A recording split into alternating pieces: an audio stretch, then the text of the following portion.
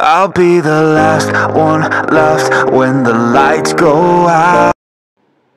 Hello everyone, আমি শুভ্রজিৎ। তো আজকে একটা দারুণ একটা জম্পেশ একটা সিনেমার এখানে রিভিউ করব। তো সেটা একটা কন্নাডা সিনেমা, দিয়া ওই সিনেমাটার নাম।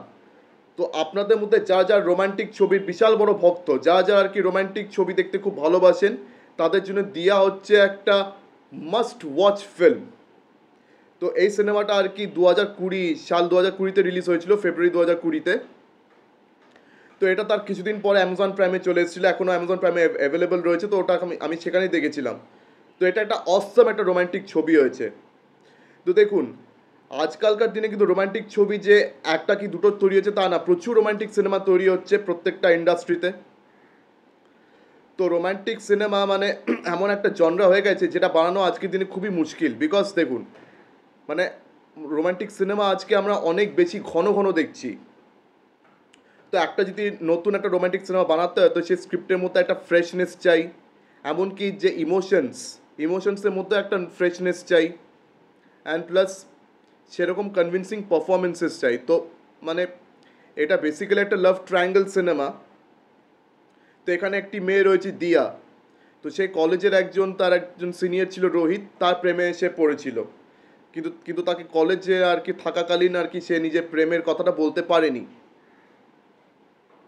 তো সেটা তার বলা হলো না। তো তারপরে কলেজ পেরিয়ে সে আর কি একটা অফিসে আর কি সে কাজ করে মুম্বাইতে। তো সেখানে হঠাৎ করে রোহিত ওই ছেলেটার সঙ্গে তার দেখা হয়ে যায়। তারপর আর কি ওর সঙ্গে কথা বলে পরে জানতে পারে যে সে রোহিতও কিন্তু তার প্রেমে পড়েছিল। তারপর একটা সুন্দর প্রেমের গল্প আমরা দেখতে পাই। কিন্তু তার আর কি কিছুদিন পরে আর কি রোহিত আর দিয়ার একটা ভয়ানক অ্যাক্সিডেন্ট হয়ে যায়, যেখানে রোহিত আর কি কোমায় চলে যায়। ঠিক আছে, দিয়া কোনো মতে বেঁচে যায়। তখন দিয়ার লাইফে আরেকটা নতুন ছেলে আর কি আসে। আর সেই ছেলেটার আর কি ক্যারেক্টারের নাম হচ্ছে আদি। তো তারপরে আর এখন কি গল্পটা কোন দিকে এগোয়, অবশ্য একটা জিনিস বলতে ভুলে গেছি। এই আদির সঙ্গে এখন দিয়া প্রেম চলছে, কিন্তু ওদিকে রোহিত সে কোমা থেকে উঠে এসছে, সে এখন বেঁচে গেছে। তো এখন গল্পটা কোন দিকে এগোবে, তো এই নিয়ে হচ্ছে পুরো স্টোরি। তো এটা মানে one of the best romantic films. তো দেখুন, খুব কমই রোম্যান্টিক সিনেমা আজকের দিনে রয়েছে যেগুলো আর কি স্ট্যান্ড আউট করে। তো এই দিয়া কিন্তু ওয়ান অফ দোজ ফিল্মস। এটা কন্নাডা ভাষার সিনেমা। তো আপনাদের মধ্যে কজন এই সিনেমার নাম শুনেছেন জানি না, তবে আপনাদেরকে এখনই সাজেস্ট করছি সিনেমাটা আপনারা অবশ্যই দেখুন। এটা এখন অ্যামাজন প্রাইমে অ্যাভেলেবল রয়েছে। আর এটা একটা ইউনিক স্টোরি লাইন রয়েছে, স্টোরি লাইনটাও বেশ ইউনিক, স্ক্রিন প্লেটাও বেশ দারুণ লেখা হয়েছে। অ্যান্ড প্লাস খুশি রবি, এই মেয়েটাকে দিয়া রোলে দেখতে দারুণ লেগেছিল বস।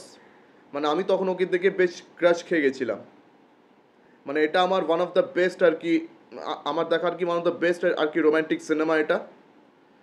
তো এই সিনেমাটা অবশ্যই ইউনিক স্ক্রিন প্লে, তাছাড়া এদের অ্যাক্টিংয়ে, এদের ইমোশনে যে ইউনিকনেসটা রয়েছে, তো এগুলোর জন্য এই সিনেমাটা আপনাদের অবশ্যই দেখা উচিত। তো আপনাদের মধ্যে যা আর কি রোম্যান্টিক সিনেমা দেখে থাকেন, তো এরকম একটা সুন্দর রিয়েলিস্টিক রোম্যান্টিক সিনেমা আমাদের ইন্ডিয়ান ফিল্ম ইন্ডাস্ট্রিতে খুবই কম হয়েছে। তো এটা একটা মাস্ট ওয়াচ। তো আমার ভিডিওটা আজকে এখানে শেষ করছি। তো আপনাদের মধ্যে যা আর কি এই সিনেমাটা অলরেডি দেখে ফেলেছেন, তারা আমাকে কমেন্ট সেকশনে জানান যে কেমন লেগেছে। আর যা দেখেননি তারা অবশ্যই গিয়ে চেক আউট করুন। তো আজকের দিনের মতন টাটা, চোখ রাখুন পরবর্তী ভিডিওতে। আর হ্যাঁ, অ্যান্ড যাওয়ার আগে আমার ভিডিও যদি ভালো লেগে থাকে তো অবশ্যই লাইক করুন, বেশি বেশি করে শেয়ার করে দেবেন, আর আমার চ্যানেলটিকে অবশ্যই সাবস্ক্রাইব করে দেবেন। তো আজকের দিনের মতন চললাম, নমস্কার।